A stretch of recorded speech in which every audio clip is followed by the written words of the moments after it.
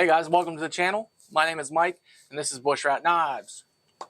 In this video, we're going to try to do 2.0 of the little bastard.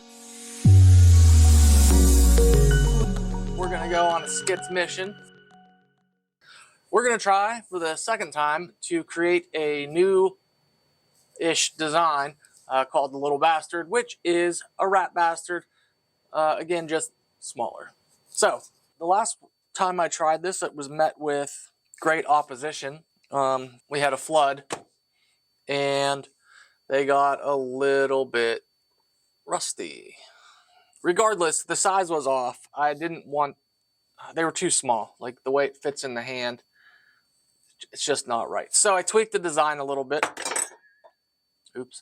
And made it a little bit bigger. The blade is about the same size. Let's see. About the same size. A little bit thicker, as you can see. A little bit thicker. But the reason I wanted to change it was I wanted to make the handle a little bit longer. It's not as small as the other one. I think this is a good size. I thought the other one was a good size, but it turns out it wasn't. So let's try this. First things first, we need to get this camera leg out of the way. And we need to open this up. I had a couple pieces of 1095 still laying around. Nah, we're not. We're not doing it on 1095. Big ass piece of steel. First step is trace out your template. Next step, obviously, is to cut it out. All right. Put some ears on and cut this shit out.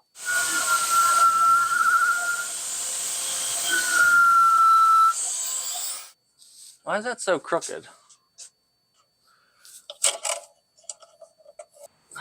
Are these adjustable? These top ones are super close, and these ones are far apart. So then my shit cuts crooked.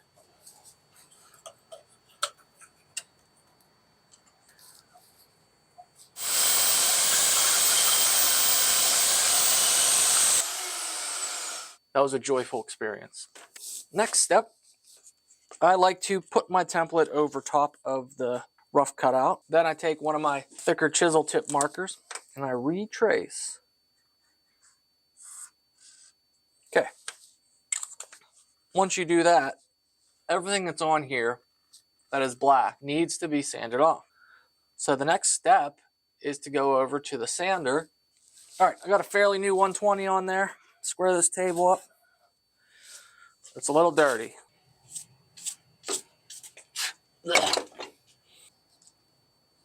Okay. It's a little close. Should make its own way.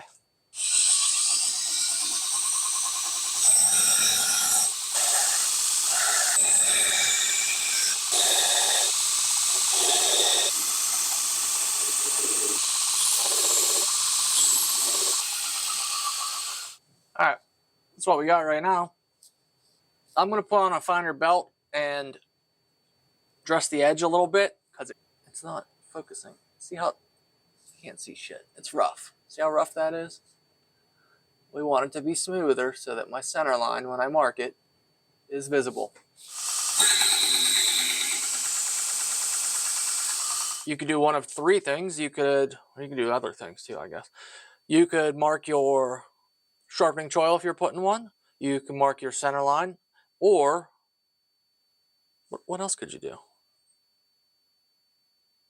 Mark your pinholes? I don't know. What I'm going to do here is I'm going to mark my center line. To mark my center line, I first take one of my chisel head markers and I darken the edge. Get out my handy dandy calipers. Do this some way without like jamming your utensil into your arm. Once you use a tool, put it back so you don't lose it like I do. All right, that's the center line. Next, I'm going to clean up this finger choil a little bit. Then I'll do the sharpening choil because the sharpening choil placement depends on the finger choil.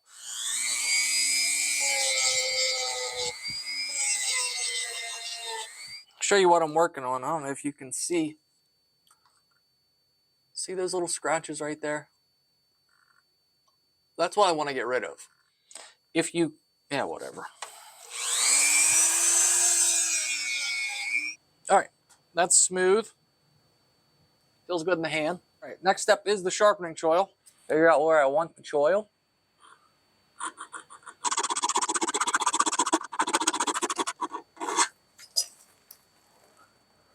Okay, whatever. Close enough for me.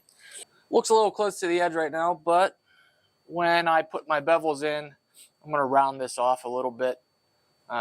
It'll look good in the end. Next, we're going to mark where we want our holes. You know what?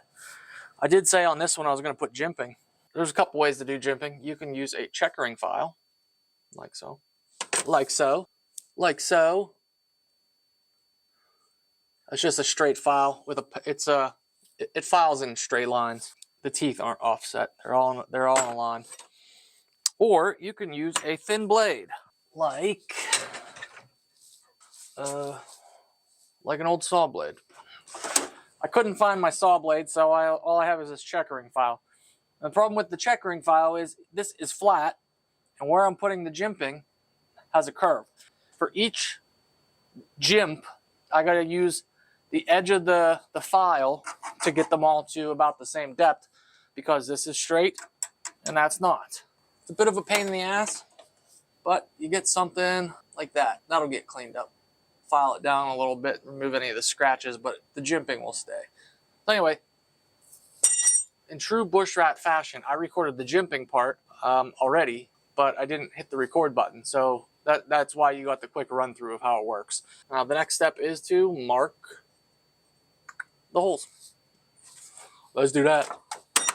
I did 2 on the last one because the handle was kind of small. I'm pretty sure I'm going to be able to get 3 out of this one. So we're going to do 3.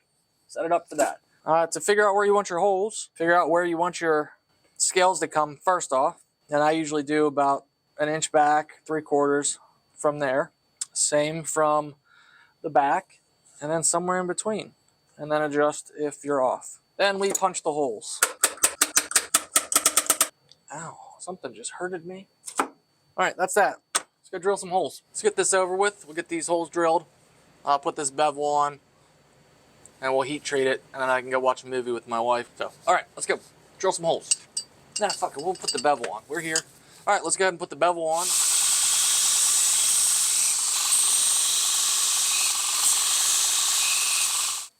It's freaking cold down here. I need to get a heater. Bevels are on. Primary bevel. Look at my face. Look at my face. All right. Primary bevel is on, or the initial bevel is on. All right, let's go drill some holes for the pins, and then directly after that, I'm going to drill a bunch of little holes for the epoxy to pass through and weight reduction. Let's go.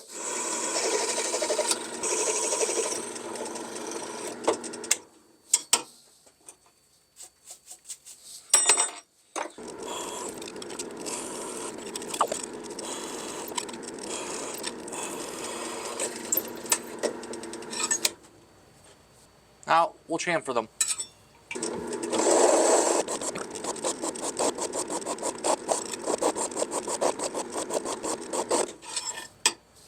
Like that.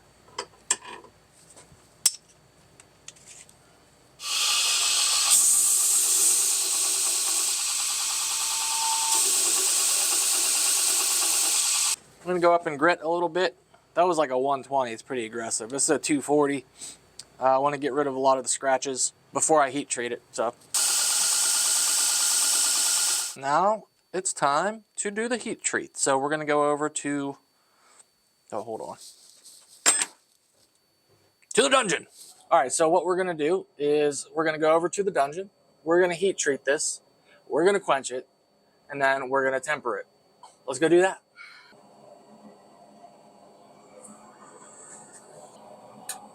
Now, for those of you that don't know what I'm doing, on the side of my stand here, I have a magnet. And that's how I test to see if it's hot enough.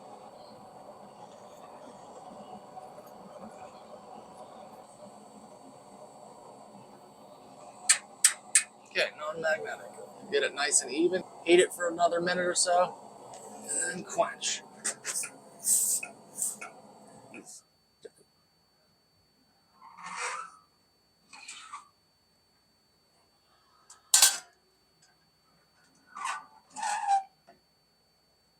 All right, I'm going to come back down and check on this, make sure the temperature is staying where it needs to. If everything's good, I'll finish this cycle, 2 hours, 400 degrees, and I'm going to do another one after that, probably maybe tomorrow morning. We'll come back after I get all the tempering done. So I'll see you guys then. I finished the 2 tempering cycles. I can throw the flat side on the sander here and remove all the gunk from the forge. So that's what we're going to do. All right, when removed all the junk, nice flat surface. I'm going to go up and grit. You can see it's pretty scratchy. It's still scratched up. So I'm going to go up and grit. All right, now I have a flat, smooth surface to work from. I'm going to go ahead and put a fresh 240 on here, and I'm going to cut in these bevels. So let's do that. Everything you do after the heat treat and temper, you want to keep the temperature down. So I'm going to do low speed, dip it in water a lot, keep an eye on this so it doesn't fuck up and fucky fuck.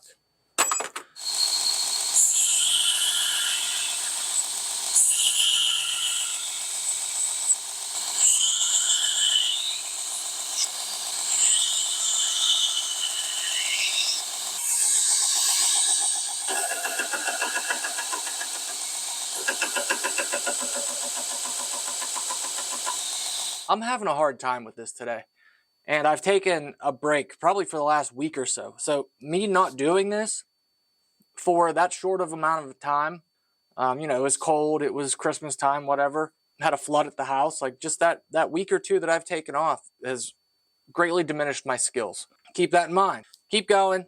Even if you suck, then eventually you won't suck. And if you stop doing it, you're going to suck again until you do it more and then stop sucking again. Life lessons. Bruh. All right, let's buff this. Ah! All right, now I'm going to throw the flats on, crisp up the lines.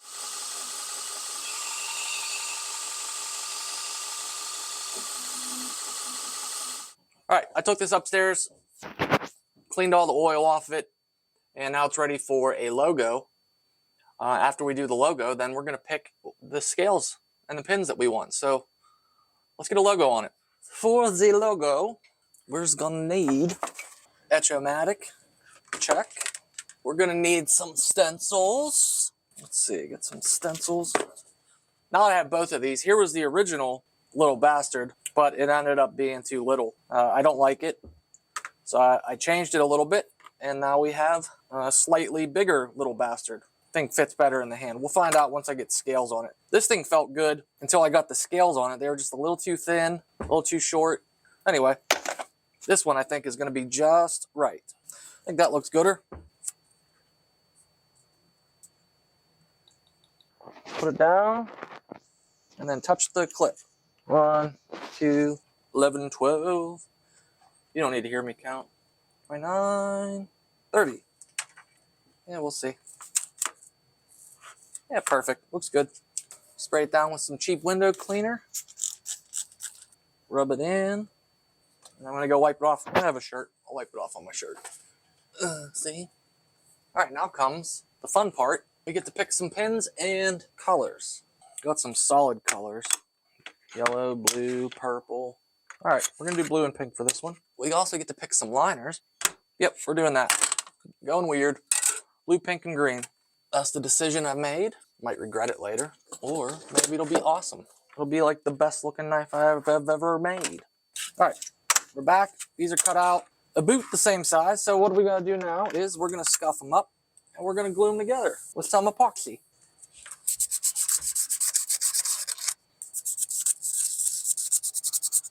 Where's my acetone?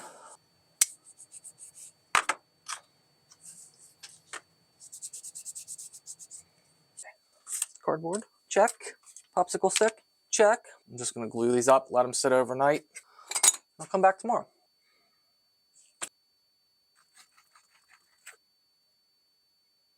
I've seen people use super glue to put these together, CA glue. I've tried it, I've done it. But man, does it stink when you're cutting it and sanding it and stuff. I just don't like CA glue.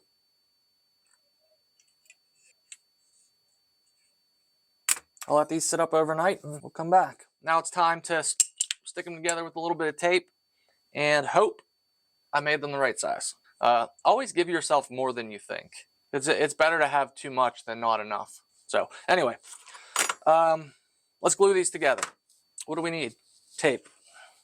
Check. CA glue. Not a bunch. Oh, that's a lot. Activator. Stick them together. And hope for the best. Mark where we want our scales to go. Usually I'll just go over there and start drilling these out. But since I don't have enough to work with, or I have barely enough to work with, I want to make sure I get where I want my holes before I go over there. Let's go drill some holes. I'm using 1/4 inch pins. So this is my 1/4 inch drill bit. I already have it marked, so I'm just going to drill this. See, I have enough on there. So you can see that. So I'll go ahead and go back to the back pin, drill that, pin it, and then I'll drill the center one. And before I take these apart, I will mark my outline of exactly where I need this to be so I can go over to the bandsaw and cut it out.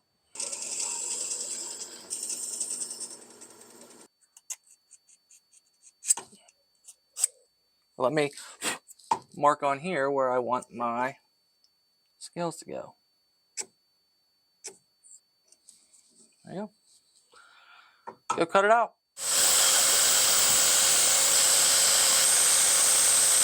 Perfect.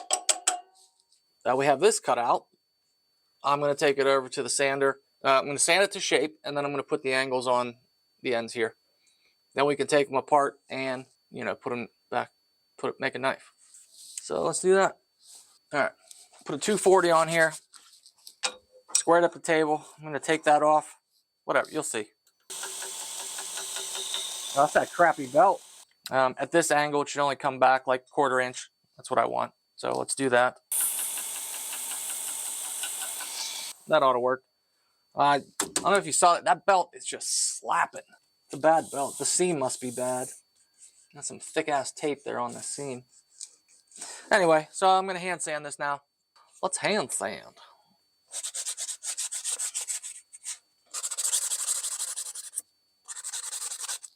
That's done. I took these up to, this is 400. Good enough. So next step is we can take these apart now. All right, I already went ahead and I scuffed these up.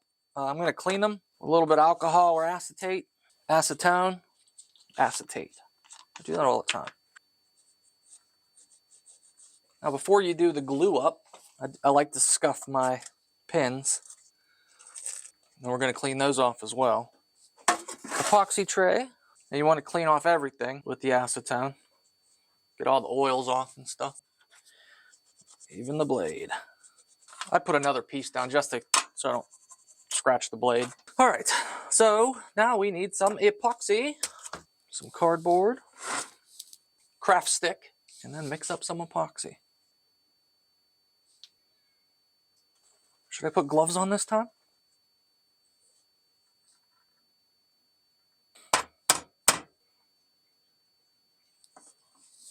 Now repeat for this side. Fill in those holes too.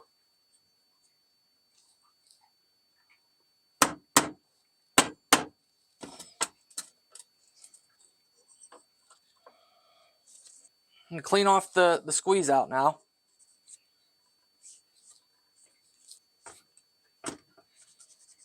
Find a clean spot on your rag, and then go over it again. Now that the blade's clean, I'm gonna go ahead and wipe off all this other junk that squeezed out. Let that cure for a while. All right, while that was curing, I went and had a lovely hot shower, and now it's time to get dirty. It was pointless. G10 sands down pretty quick, so I'm just gonna go ahead and sand these down, and then I'll have a nice flat surface to work from, and we can bring the edges back to the spine and the belly of the blade, get everything flush, and then we can start shaping our handle. Let's file these pins down.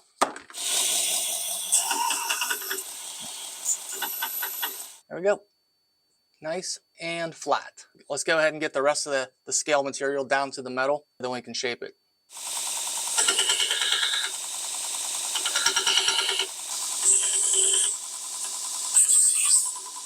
All right, let me tape up the blade.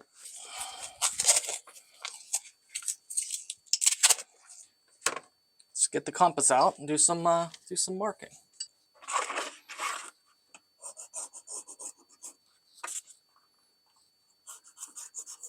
The sides are marked. All right, we're gonna put an angle on this, something like that. I'm just gonna take it down, knock off these 90-degree angles so it's more comfortable in the hand. Put a slight taper from the back to the front where the blade is.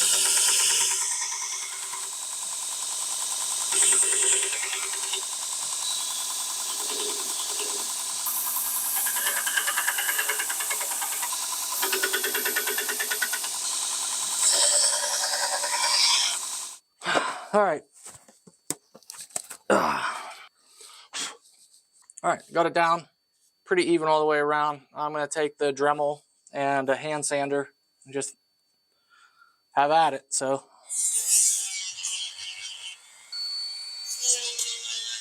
we'll do an 80 right now. Give it a shot.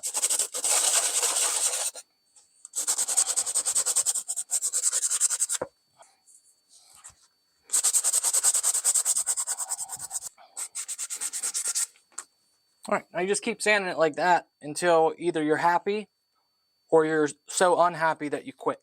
But I'm just gonna keep going up in grit, keep smoothing it out. We'll be back with the final product.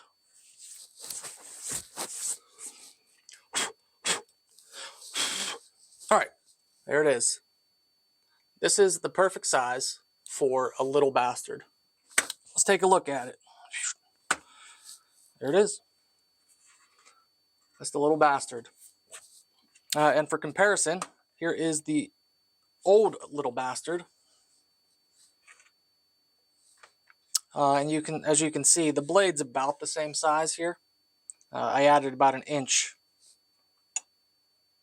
overall between the tip and, you can see. It's about an inch longer overall. It feels a lot better in the hand.